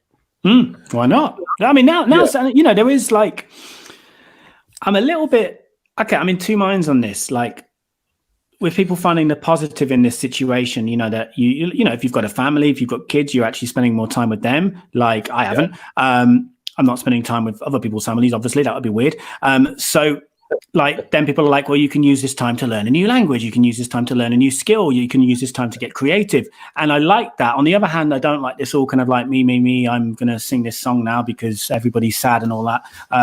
Particularly from certain famous people, I guess. But like, it's true though. At the same time, it is true because, why not use this time to experiment with a new show, and if it doesn't work out, you don't have to do it again anyway. This is the perfect time because the audience presumably is there more than ever at the moment because we're allegedly all at home. So yeah. I do agree with that. Well, one of the things that Bob and I try to do, like on this show, we tried not to go too much into the viruses, COVID, because we still want to be that show that people could go to and have some fun. No, not because I don't want to be that show because what's going to happen to your show if all you did was the conspiracies of the virus and the virus is finally gone? Then you're nothing. That's why, like this Thursday. The show we're having on this Thursday is we're talking to the Midwest women that she squatches, Bigfoot, the first Midwest female group, which technically Bob is flying back to America, so he's not going to be on it. Maybe. But the Truth Seeker 69 is going to co-host that show with me, and it's fun to continue on. I mean, we have to talk a little bit about the COVID-19 because it is going on, but you don't have to base a whole show on it. That's why I was so excited that you said you wanted to come on because you're a different flavor. We get to chat about something different. I was like, no, dude, you did not get him to come on, dude. We're a little ass fucking pissant channel. There's no big, no, dude. No way coming on this show. The dude, BBC, and I'm right down the road from the BBC, man. That's a big ass complex. I said, homie hangs at the BBC, man. You should see this place. Not that one though. That's Salford, isn't it? Salford Keys. I'm London, baby. But no, I have been to Salford. I have been to Salford Keys, and that building is like if you go inside, the furniture, it's like IKEA on acid. It really is. It's just all these like luminous green, crazy sofas, and I like Manchester. I like Manchester a lot. I don't particularly like Salford Keys because it could be anywhere in the world. It's shiny, it's big and open and corporate, but Manchester's got soul still. It's a cool city. Oh yeah, music. This is what I like when people say that this shows a perfect escape from the CV-19. That's what makes it awesome. And I think you're right as well. To sort of, how can you not mention it? How can you not mention it in this time that we're living in it? But it is getting to the. Excuse me. There was a point where I was obsessed. It's constantly what I was reading on Twitter and actively seeking it. I was listening to talk radio all the time. But now I'm at the stage where I'm mostly trying to switch off from it. It's like the Brexit thing we had here. It was like dominating everything, and like you're engaged, you're fired up for a while, but in the end, you start to kind of yearn for a simpler time, I guess. I think it's good to get some escapism. Yeah, the Royals, man. I see the Royals on your papers like every other day. The Royals. Oh, the Royals, man. The Royals can do one. You know what? I'm not a Royalist. I don't hate the royal family. I don't know them personally. I just don't really care about them. I just don't care about them. It'd be good for our cabinet. See, we're technically the kings, the rightful. We're the rightful heirs of England. Yeah. By right. I've been over here doing the research. I found it. I found our missing link. I found our family link. We're actually supposed to have the crowd, our family. We have a video. We actually do have a video we did 2 weeks ago that's called "We Are the Real Royal Family," and we actually showed not like proof, but newspaper clips of a man claiming that he is the actual person to the crown, and we're related to this guy. So if he actually dies, we become the royal family of British. And hey, I think we could do a better job than the people they got, right? Yeah. I'm gonna watch that video, and I think I'm pretty happy to say without watching it, I think I prefer you guys as the royal family. Yeah, you can be my kings. Anthropology. I found it. It's in Wales. It's the original kings of Wales. He was assassinated, and then the family split. They were going to kill the entire family, so the family took off to the Americas. So that's the gist of the whole thing. And it ended with the Evans family. The old way of spelling Evans family. It ended with that family line. That family bailed to the United States because they were going to be killed. They're going to be, once a king takes over another area, they wipe out the whole family. So our mother was looking for a biological father. He found the guy, and then we found out that he put a full-blown spread in the London Times newspaper, and I found the newspaper spread. I said, dude, that fucking guy is technically related to us. He's like our half uncle. And I showed it to Eric. And then the professor that does out of Wales he did his whole dissertation on the family lineages. And I found the family lineage it goes all the way down to the Evans. And I sent Eric the actual tree that goes down to that family. I go, dude, the family after that is in fucking Colorado, man. That's our family over there. That's the mother's side's family. That's them. Eric's like, huh? Looked it up. I said, yeah, dude, no joke. We're the fucking rightful goddamn kings of England. And I just put that video in the chat in case anybody else in the chat that never seen it. Here it is. The episode was called "Who is the Real Family of England?" And we weren't just bullshitting. We actually showed the article. So hey, why not, man? I mean, weirdest things happen, right? Because listen, once you have power, you think they want to give it up? You think Queen Elizabeth and that group family will say, No, they're fake. They're going to make sure they're going to do everything in their power because listen, they got the easiest job in the world. They don't run the country. The prime minister does. All they do is collect money and take pictures for the photos and look at my baby. Look at my new babies. I mean, what else do they do? Yeah, Bob has the theory that the Queen Elizabeth is a CGI effect. It's quite possible. She could be hologram by now.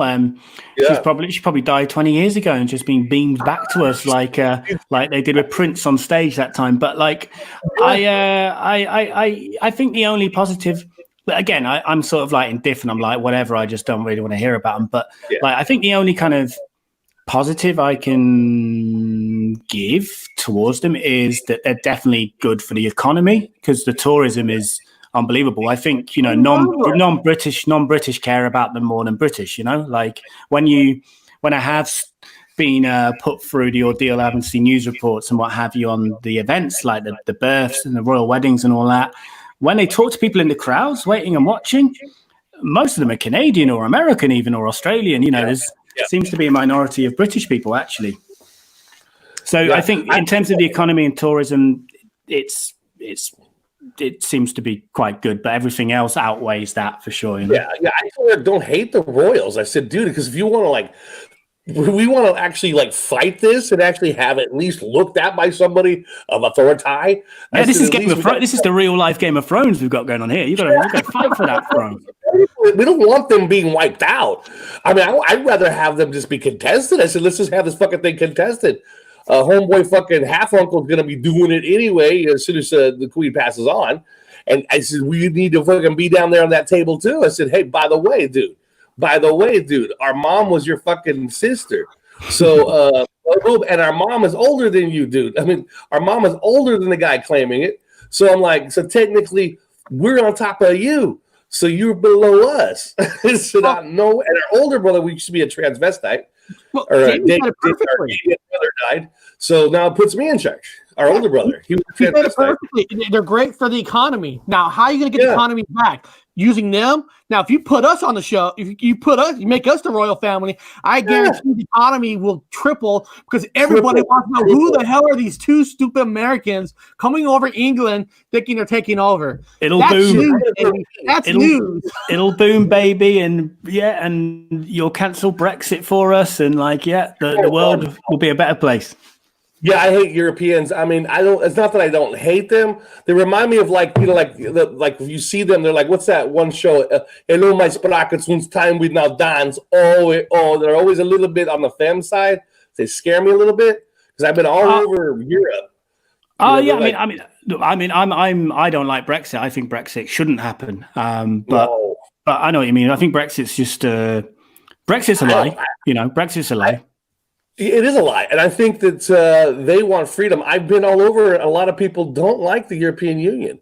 They miss the old ways. I would rather be in the European Union than not, because I don't think there's an alternative. They haven't presented an actual plan for not being in the European Union. They just said it'll be great. It'll be like the good old days, But there was no actual concrete plan. With evidence of this. So if I had, I get the frustrations with the European Union, and it's far from perfect. And I know that the UK is not the only country where, every country in Europe has big pockets of resistance against the European Union. With the facts that were presented to me, I voted to remain in the European Union. But that was purely because there was no actual concrete evidence from what I could see behind the idea to leave. Apart from it would suit rich people, if I'm not pro-European Union as such, if they came back with concrete reasons to, dude, not being in the European Union would definitely mean this would happen and we'd all be fine, but we can still be friends and stuff, I'd be very interested in that. But I'm very much anti-Brexit because what the reality is at the moment is we're all going to be poorer. The rich will be fine because they're rich, and the poor people who were tricked in some cases lied to and voted for it, they're going to end up being hit the hardest. I've seen. Here's what I'm saying. I'm gonna go ahead and I'm gonna agree with you on this. I have no dog in this fucking fight, by the way. So I'm a non-biased anthropology, non-biased, and I'm just listening to what you say. Alien in the UK. I stand in front of the freaking hardware store looking for work, man. Order way. I can fucking build that shit. Let me hire me. I'm looking for work over here. I'm so fucking poor living over here illegally. But I was in Ireland, and when you talk to the Irish, they love it. What it costs, I'm into the castles and all the restoration work. So the European Union was giving them thousands and thousands of dollars for all of these old restoration projects they've never had before. These things are in ruin, but it brings in a lot of tourism. So they want to rebuild a lot of these old castles, a lot of these old, and they're no problem for a historical blah blah blah blah. Here we go for tourism. And they're getting a lot of money to rebuild all of these old historical sites that are just being left to ruin. And so they're doing it. I'm not just saying they're getting it and not doing anything. They are rebuilding beautiful structures out there. Actual castles are getting built. I'm in England. I can barely get into one, maybe if it's built a little bit. But over there, We're talking reinforcements. The places are beautiful. They're really rebuilding them based off the European money, and their economy is doing. They're not upset. So then I come back to England, and then you get a 50-50. Like, I'm mad about this. Well, I hate these people. Well, these people hate me, and we're going to benefit from. I go, what have you done? Well, so, I think it's become such a mess, and it's essentially a blame game. It's like who can we? I mean, I don't vote for the Conservatives, the Tories, never have, but like. So I kind of see them as the root of the problem. I guess I would, but like they have to give the people an enemy, and that enemy is the European Union. After Brexit's done, who's going to be the enemy next? Or are people going to wake up and see it's the government? I think London will be the next enemy. Already people say, too much money gets put into London, and yes, a lot more money gets put into London than say Manchester or Leeds or somewhere or Edinburgh, but it is the heartbeat of the country. It's like one of the biggest economies, the city of London in the world. It's the capital of so many industries, especially in Europe. So like it makes sense because it generates more for the country. But that's the thing. They're gonna find a new enemy to focus on once they can't blame the European Union anymore. And I think it'll be London next, and eventually, hopefully, enough people will wake up and we can get this government out of power. Do you think that the union can actually use this COVID-19 like in a conspiracy way, saying like this is why you need us because we're here helping you guys out, we're helping you to get through this. If there weren't a union here, you guys would have nothing. You think that could happen? Yeah, I think. Well, I like the Boba Fett mug, by the way, but I think yes and no. Like, actually, you are sort of okay. So I'm a Remainer. I didn't want Brexit as it is, and I still don't want it, but I've accepted it. But there are a lot, and I think after that last general election we had, most people who are Remainers sort of shut up, with the fight's over. But now you are hearing some people saying, because they're in negotiations at the moment. We haven't officially left. It's like a transition period, and they're in negotiations at the moment to arrange the deal, of what our relationship will be when we officially leave or when this transition period's over.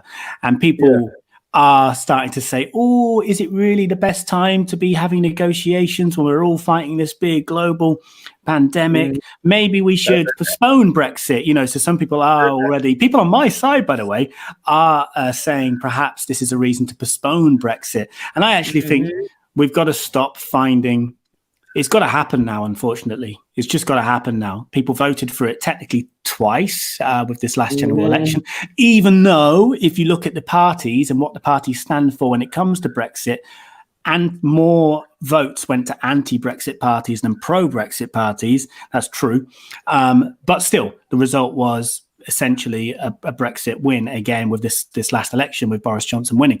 So I'm sort of now of the mind it's got to happen. Hopefully it can happen in the best possible way. But yeah, you are seeing some people using the COVID-19 situation as a way of perhaps starting the Brexit fight again. Oh, they are. I've seen it. You've nailed it, dude. They already are. Here in Manchester, the whole 19 freaking virus thing, man, is restarted a whole new think process. And so now everyone's like, wait a minute, now is not a good time to start breaking away from union. Maybe we need to start pulling together. Now, here we go with conspiracy theory. Was it the plan of the entire fucking time that the Brexit thing was, or no, the COVID fucking 19 was a whole idea to bring everyone together as one big new world order? Who fucking knows at this point? Over here, the way the dynamics are working, call it what it is, but the way the think tank and the scuttlebutt or whatever the information is on the street here, hey, maybe we should put off Brexit now that we have this weird virus thing going on. Yeah, I think and that's okay. But I just think, like we were saying earlier, I think now's the time just to get us all through this situation while people are dying. Try and reduce the deaths and keep it. It's already a horrific number all around the world. After this is all done and dusted, we've got a vaccine, we've got our old normal back, not this new normal people keep talking about. Then is a time for investigations. And, it would be crazy if China wasn't investigated by the World Health Organization or whoever should investigate them. They say there's a danger of WHO investigating China, that it may not be particularly a good thing because China put so much money into who. But somehow China have to, I mean, I'm not sure about these theories behind the origins of COVID-19. And I'm not suggesting that, Trump's claims that it was developed in a lab in China need to be investigated, but perhaps they do. I'm more sort of, what are they hiding? Because they've obviously hidden information, whether it's numbers and, so there has to, I think after this is all done and dusted is the time. Now we do need to come together. We do. But afterwards is the time to dig deep, really. Yeah, we need to vote new government's what it is. We need a whole new bring a fucking people in charge.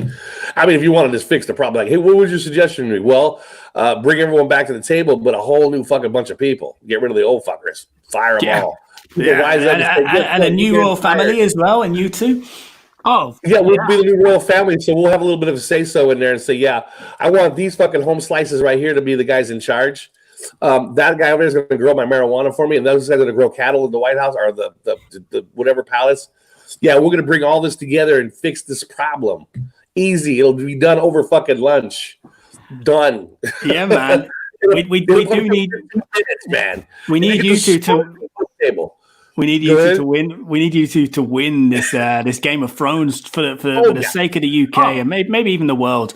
I can see Jake has asked, is it a green screen or a green sheet behind me? I guess it's both. It's a sheet that's green that is masquerading as a screen. It's a cheap one from Amazon.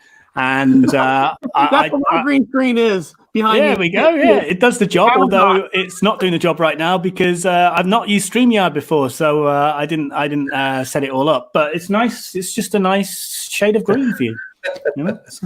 The green, your cheeks looks nice and shiny with that green screen. Yeah, you look nicer with the green screen, man. And you got a little black rolling right now. So you look kind of cool. Well, me and Bob, we already talked about what's going to bring back the economy. And what's going to bring back the economy is people got to start having more sex with their wives and stuff because it's going to take having babies in 10 months to bring back the economy. Baby back bonds, yeah. Yeah, baby back bonds. I guess I need to get... one theory to the whole thing is that everyone's having babies. I didn't cut you off. Everyone's having shagging right now. They're all having babies. So in 9 months, everyone's going to come out pregnant, and they're going to have baby back bonds. So every human is worth like over $7 million at the Federal Reserve. So if you have a whole boosted economy of people, babies, that's more money to lend on each baby. So that's more money in the economy. Yes. Yeah, there it is. Plus everything you have to buy to support a baby. It's going to be what's going to bring back the economy. Just watch. Yeah. Well, it's all right for some, isn't it? But when you're single and self-isolating, it ain't no fun. You didn't make no baby? Oh, come on, well, dude. Not with myself. I mean, of course, I can go on a full-on Star Wars investigation, but I do have limits to what I can do. I can't make a baby on my own. I've tried. You can knock on the door. Excuse me. How many in this house in lockdown? Okay, can I make a baby? This is the time. Come on in the house. Move on the next, like trick or treat, man. Trick or treat. I'm gonna make a baby. This is a good point. I've wasted the last 6 weeks. Has it been like how many babies could I have made by now? There's a second round coming. Remember, round 2 is coming. This is only the first one, and then they say that round 2 is coming. So you can dress up as a prince or a knight or something, and then like knock on the door and say, "Hi, I'm here to make babies. Anybody here want to shag?" I'm learning from round 1. Let me knight Jamie. Knight him so he can go make babies. Official baby maker. He's up for stud. All right. He's stud license. He can go make babies. Yeah, you have a stud license. No child support. Yeah, I have a stud license, and they check your medical reports. Oh yeah, he's a stud. Yeah, he's up for stud. We have daughters, so go ahead and make a pick if you want. All of them if you choose. You just go door to door with a stud license. Well, you know what?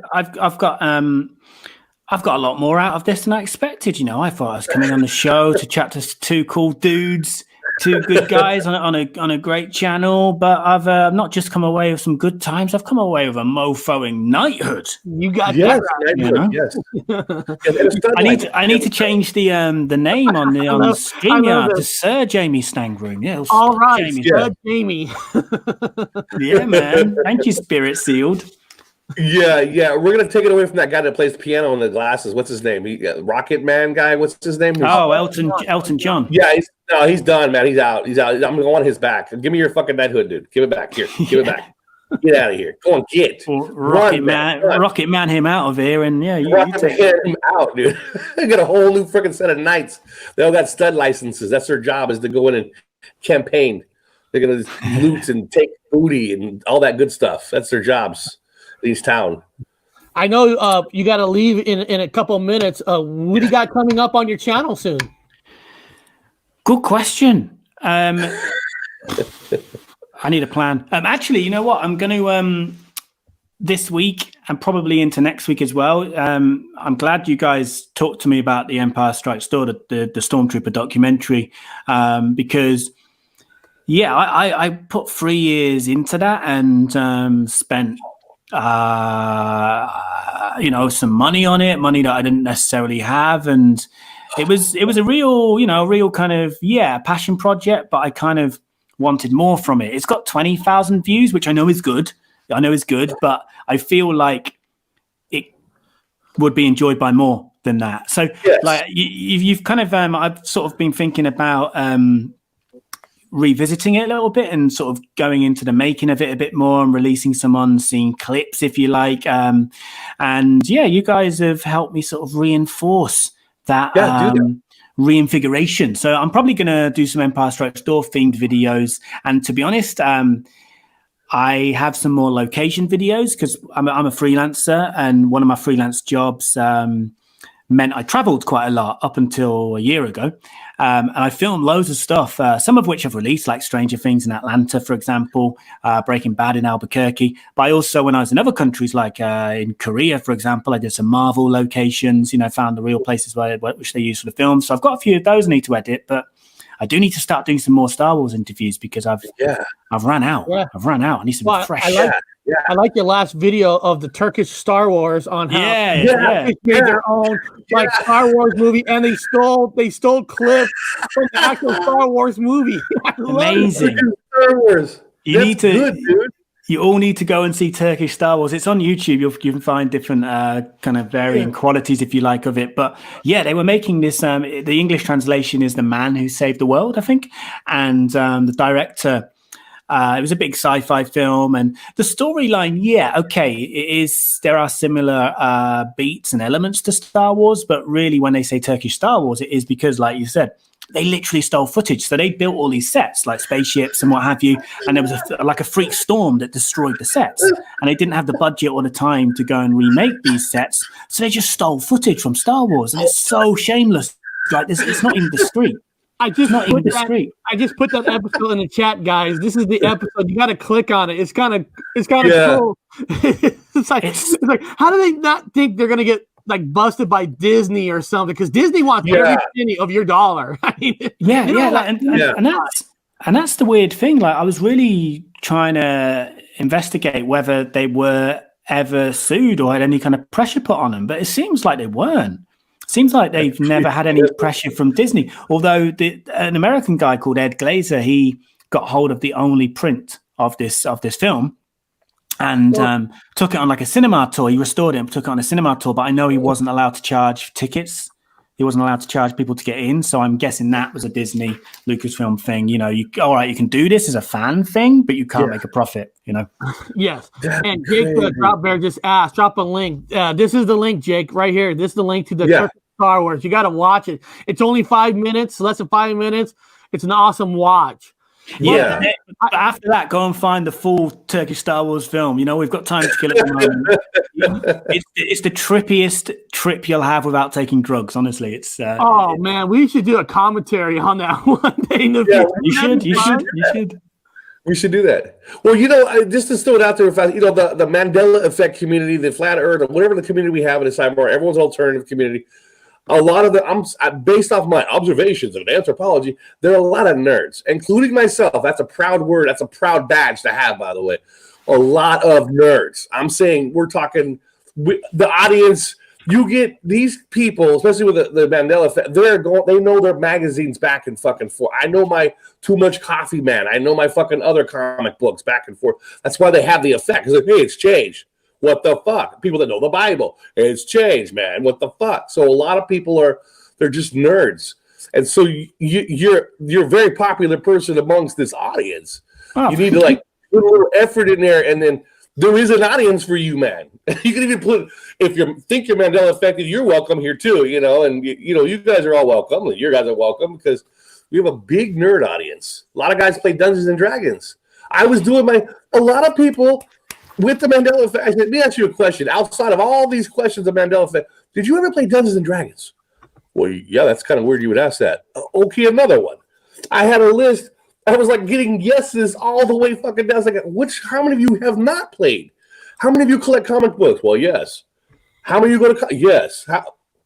Straight up. Yeah, yes. And that's the thing. Like when you're talking about subjects which create debate, and debate obviously naturally creates divides. Yeah, it's fair to say that nerdy stuff, because not even sport can bring people together, because you're a United fan. Well, I'm a City fan, so we both like football, but we're both on the opposite side, But something like, Dungeons and Dragons can bring people together, no matter what your political beliefs are. But then again, I think that's changed. So you say I think that's changed when it comes to Star Wars. So my channel is like, I guess 70, 80% Star Wars. And I've seen such a difference in terms of comments, in terms of growth, since Star Wars, since The Last Jedi. Now, now it's like, okay, if you go back 5 years, 10 years, like, okay, we both disagree on this theory, but do you like Star Wars? Yeah, and then we can have a great chat about Star Wars because we both like Star Wars and we're both on the same page. But now, Star Wars is like the kind of nerdy Brexit. It's like you're either, pro Disney Star Wars, I guess, or leave. And nobody seems to be in the middle. Actually, I think I'm in the middle. I can sort of hear the bad, and see the bad, but at the same time, I don't hate you for thinking it's bad. And but yeah, so now I find Star Wars actually is quite a divisive thing. You should make something that brings the group together, man. It should be, and it used to be, but something to bring them all together. That'd be a hell of an undertaking. But if you were to find some common thread between everybody and bring the whole old Star Wars and new Star Wars together in this big old beautiful handbasket, that'd be cool.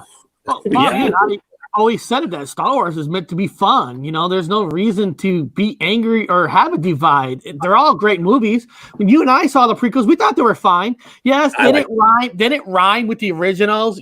George Lucas probably had the Mandela effect and rewrote things that didn't match. Yeah.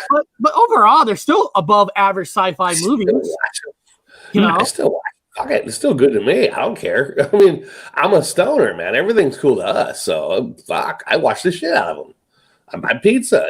Eat pizza. Watch it. Fuck it. If I don't like it, I'm still entertained by not liking it. So that's kind of cool. Oh shit! I'm in twice because my laptop is about to die, and because I'm not very professional, I didn't bring my charger. So I didn't want it to cut out without me saying bye to you. So I've just got it on my phone as well. So look, you're getting 2 views. Well, we appreciate you coming on, and in the future, man. Me and Bob, we do these shows Tuesday, Thursday, Friday, same time, 3 days a week at the exact same time. If you ever just want to jump on, you're bored, you just want to come on and chat with us, jump on, man. Come on, yeah, man. Thank you. We're always open. We usually always have somebody from the chat just jump on and just chat about whatever you want. We don't have to have a plot line, but you are our new hope. You are the title, A New Hope. You are through this virus thing. So we want to thank you for coming on. And, man, we love you, man. We love your channel. I'm going to keep preaching your channel to the people in the chat so they can check it out. Thank you. And hopefully one day we could be your royal family. Yeah, well, I hope that day comes sooner than we know. I hope it does. It will. But, just realised I'm hearing an echo because I've got you. No, we hear you just fine. Yeah, no, thank you both for having me. I think you're doing good things there. The chat was we've been doing it for an hour and 5 minutes. It's flown by, so that's always a good sign if it's gone quickly. So no, thank you for the support of the channel, and thank you for having me, and we'll do it again. Before you become official royalty, because then you might be too important to talk to me. So yeah, probably yeah. No, we haven't talked to you. I already made you a knight, so you're part of the family. Yeah, that's true. Yeah, and you got a mating card too. You're allowed to mate. Yeah, you get your mating card. Yeah. That's true. Yeah. All right, then. Well, I guess I've got to go off and make some babies. And you have got some people right here saying they're going to sub you. Patrick Roberts, a great friend of the channel, he's going to sub you. I saw some people earlier. So, you'll get a lot. Hey, guys, seriously, people in the chat, seriously, if you want to escape conspiracies, Mandela effect, flat Earth, and all that, you just want to escape and have fun, dude. Here's the channel just to escape reality, just to kick back and have fun and have great conversations with. Have fun. And then what's this one guy says? Later, Stalin, go find a finale to get pregnant. There you go, man. I'm on my way. Dean H just subs you, so that's awesome. So thank you with you on that one. And Vio, she's the one that talks to the dead for us. So if you ever want a question for us to talk to the dead, Vio's our person. She's our medium on the channel. So, all right, well, have a good day, and B Bob's gonna stay on for a little longer just to talk with the chat, and you're more than welcome to ever come back. I'll be back if you'll have me. Yeah. Eric, Bob, thank you very much, and thank you everybody. Don't worry. Take it easy. Stay have safe, a good one, everyone. man. Talk to you later. Yeah. That was cool, man. Yeah, and sorry. I'm just trying to clean this up a little bit. So guys, that was Jamie. He's a great, fun guy. I'm serious. He has a fun channel. Now, we could go on for, we'll go on for another 30 minutes. So if somebody else in the chat just wants to jump on and say hi real quick, just to have a last, we'll just stay on for like 30 more minutes. Because I know, Bob, you got to pack. You got to get ready to fly over here to the States. Is your flight still on? Have they canceled it yet? Yeah, well, tomorrow is when I'm supposed to do my process paperwork for the plane. So far, so good. They haven't canceled it yet. Again, I had to find a ride to London, which there's nothing going to fucking London. Now, I found some trains, but a train will get me there too early, and I need to get a hotel room, but there's no hotel rooms. There's no hotel rooms. Even at the airport, there's no hotel rooms. So there's no hotel rooms except for NHS fucking staff. I go, why are only the fucking health staff allowed to get? I was about ready to grab my stethoscope and just tell them I'm a fucking doctor again. See if I can get down there. I couldn't take a chance, but I have a ride. I have a ride from somebody that's going to drive me down there. It's going to be like 4 hours, whatever. But God, man, it's so hard just to be, they don't want me out of England. Everyone's keeping me in England. I can't get the fuck out of England. I mean, I love England. Don't get me wrong. Here's a question for the chat. Hey, do you guys want to see Jamie's video? It's just a 4-minute video of the Turkish Star Wars. Yeah. It's a very cool video. Would anybody here want to see that real quick? I think it'd be fun just to show it. So, all right, I'm gonna show it. This is his Turkish Star Wars. I'm sure Jamie don't mind. He put this out yesterday because yesterday was May 4th. May the Force be with you. So if you guys want to see his Turkish Star Wars, I'm going to play it. And then please, guys, please sub his channel so he'll come back. And, he's, like I said, his channel is just for fun. So he's going to be famous, guys. So I'm gonna put the volume up. Are you ready, Bob? Yeah, I am. In 1982, a Turkish filmmaker with a budget crisis came up with an ingenious plan to bring his sci-fi movie to life. Steal footage from George Lucas's 1977 classic, which is what he did, and is now referred to as Turkish Star Wars. Meanwhile, in 2020, a British fan in a quarantine crisis with nothing better to do watched it for the first time and soon discovered that nothing might have been better. So my older brother Mark has been pushing me to watch this for ages now, and I finally did. And wow, 5, which apparently is wow in Turkish according to Google. Wildfire is bad, but it's that kind of bad that mysteriously somehow keeps you engaged right until the end, even though you don't really know what's going on. And the plot, or the kind of plot, spoilers coming up by the way, is something along the lines of Turkish space pilots pitted against a big bad wizard-like tyrant in spiky red headgear who has it in for Earth and needs a human brain to make a weapon powerful enough to penetrate Earth's protective force field. Nice. If that hasn't lured you in, then I'm not done yet, because the production also features medieval space knights, mummies, and really angry Sesame Street-style muppets, and presumably a buck ton of drugs. Those, by the way, are not official species names. They are just my observations. The Man Who Saves the World, to use its English translation, was directed by Satan Ananch and had a budget of $300,000 US. And the original Star Wars film had a budget of $11 million. And even that was considered a kind of low-budget film at the time. There is a beautifully charming DIY audience to this movie. We gotta watch this. Yes. It's quite interesting story in the actual film. This is really where it's earned its notoriety. They built their spaceship sets on a beach in Turkey, and then a freak storm actually destroyed those sets, and they didn't have the budget or the time to rebuild them, which led to them to steal. It's fair to say steal. Okay, maybe borrowed is fairer. Steal footage from the original Star Wars film. X-Men, Death Star, all make far from discreet cameos, giving the illusion that the Turkish pilots are in space. It's so cheeky, charming as well. And they also use old news footage, I think some Star Trek footage as well, and there's some blatant musical thefts from Indiana Jones, Battlestar Galactica, Flash Gordon. And it was actually a big They stole the music? in Turkey, but wasn't brought to the attention of an international audience and possibly lawyers as well until the late 90s via bootleg copies. And then in 2015, film historian Ed Glazer saw an advert offering a 35mm distribution. So basically, after its release, all copies had been sent back to the owner, the studio, except for one.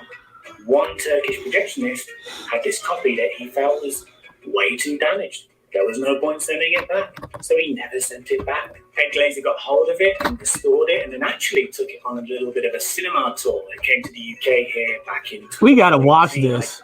I didn't. Yes. Country at the time.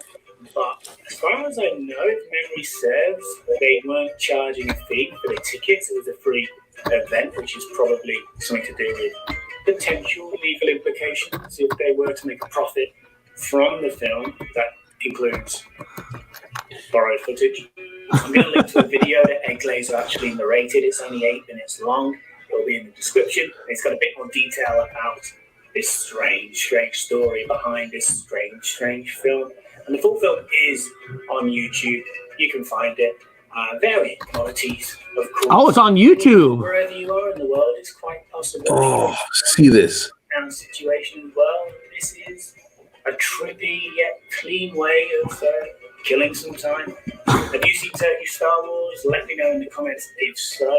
And don't forget to cyber like this video if you didn't. That's funny, man. So apparently that video